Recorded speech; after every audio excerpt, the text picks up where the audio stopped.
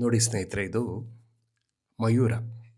ಒಂದು ಕಾಲದಲ್ಲಿ ಕನ್ನಡಿಗರ ಹೃದಯವನ್ನು ಗೆದ್ದಂತಹ ಯಶಸ್ವಿ ಚಿತ್ರ. ಡಾಕ್ಟರ್ ರಾಜ್ಕುಮಾರ್ ಮಯೂರನಾಗಿ ಅಭಿನಯಿಸಿದಂತಹ ಚಿತ್ರ.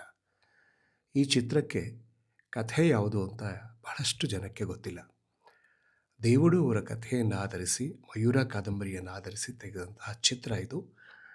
ದೇವುಡು ನರಸಿಂಹಶಾಸ್ತ್ರಿ ಅಂತ ಹೇಳಿ ಹೆಸರು ಇವರದು. ನೋಡಿ, ಅವರ ಫೋಟೋ ಇಲ್ಲಿದೆ. ಇದೊಂದು ಬಹಳ ಯಶಸ್ವಿ ಚಿತ್ರ. ಈ ಚಿತ್ರಕ್ಕೆ ಚೆ ಉದಯಶಂಕರ್ ಎಲ್ಲ ಗೀತೆಗಳನ್ನು ಬರೆದಿದ್ದಾರೆ.